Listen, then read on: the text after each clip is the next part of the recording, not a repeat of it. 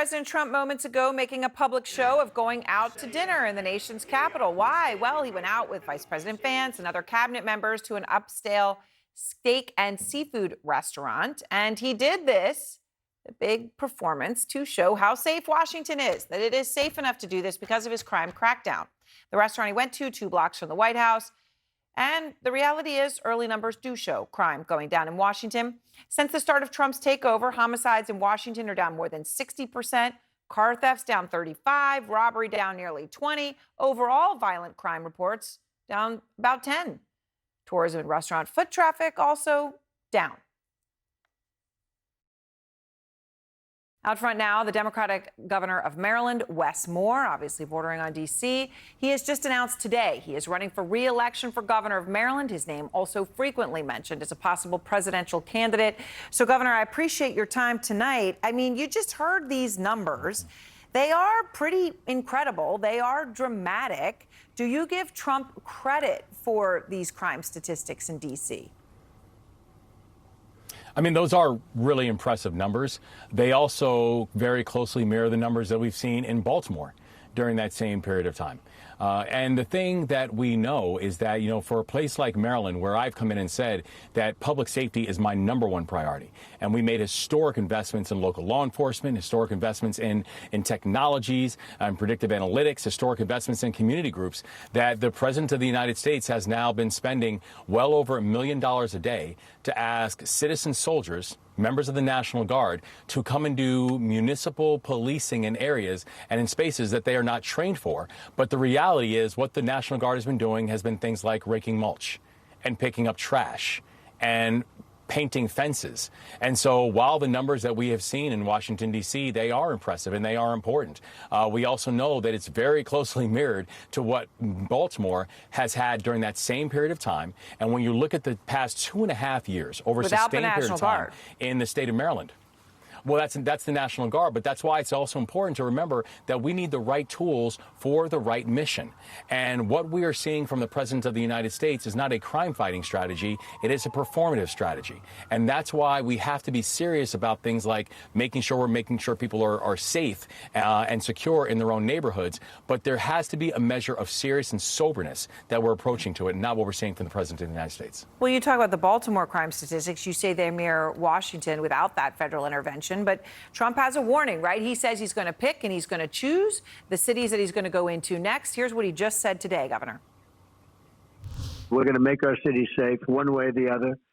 And at a certain point, we'll just say, I'm sorry, we're going in. We're going to get it fixed. I said I would. And we'll be picking out some cities. Some cities want us to go in. And he has repeatedly threatened Baltimore, right? Largest city in Maryland. Is it going to happen? No, and I want to be very clear to the president. We do not need the National Guard in our cities. We need a serious approach to crime fighting, and that is not that. And I also have been very clear that we would welcome federal supports, and I've laid out the type of federal supports that would be useful. During the president's proposed budget, he proposed cutting funding for FBI and ATF bureaus within the state of Maryland. That actually would be helpful if we could have more FBI and ATF supports to get these illegal guns out of our neighborhoods and on our streets. That Congress could actually work to address the issue of ghost guns and getting these ghost guns out of our neighborhoods. That actually would be helpful. The President of the United States could not cut the $30 million that he's just cut from violence prevention programs in the state of Maryland. That actually would be helpful. But sending in the National Guard to do municipal policing for something they're not trained for, is something that is deeply theatrical and frankly beneath the office that he holds. So you are running for re-election now as governor of Maryland. And obviously, if you win, Governor, that will mean having to work more with President Trump. And as you just referenced there, right, you have called Trump's threats completely performative, to use your words. You've talked about him being petty and partisan when it comes to your state. And when it comes to you, well, he has had plenty to say lately. Governor Moore, has anyone heard of him? Mm-hmm. He's another hopeful for president. I don't think so. Every time I see him on television, he's knocking the hell out of me. But that's all right. That's called politics. But Governor Moore's he's doing a bad job. Governor Moore wanted me to go and walk through Baltimore with him. And I said, you know, I think I'm a brave guy, but there's no reason to be stupid. They have crime that's at levels that nobody's ever seen before in Baltimore. So at this point, Governor Moore, would you say you would work with him if reelected, that you could work with him? Or do you now more go a Gavin Newsom route, right, where he's doing the all caps, thank you for your attention to this matter method on Twitter when it comes to Trump? Well, I've said to the people of my state that I will work with anyone, but I will bow down to no one. That is not how I operate. That, you know, my background is not in politics. My background is as a soldier, and that's exactly what I am. And I'm going to make sure I fight for the people of my state. And while the president seems to be interested in fighting with Marylanders, I am interested in fighting for Marylanders. I'm interested in making sure that we can actually do things like jump-starting our economy, which we have done over the past 2.5 years, where we have added over 100,000 new jobs in Maryland in 2 years, which is more than my predecessor added in 8. That we're interested in making sure we're having some of the fastest drops in violent crime anywhere in the country. And actually, we're taking in a fiscally disciplined approach where we turned a deficit into a surplus and gave the middle class a tax cut. That's serious governing. So I understand the president seems to be, you know, waking up at 2 in the morning and tweeting about me. And speaking about me from the Oval Office and denigrating the people of my state. But the thing that I would say to the president is this: if you're interested in actually learning what good governance is, if you're interested in actually seeing what's happening to drive historic crime rates to lows, if you're interested in seeing what it takes to actually bring unemployment from 43rd in the country to one of the lowest unemployment rates in the country, you should come spend time and watch how we govern and watch why we are going back to the people of our state. And I'm excited to ask them for another 4 years. So there's been a lot of talk about you running for president, of course, right? You're talking about 4 more years as governor, but a lot of talk about 2028 and president because you visited South Carolina. You've been to other key states, Governor, Pennsylvania, Nevada on the list. Now, your next term for governor would end after the presidential election if you win.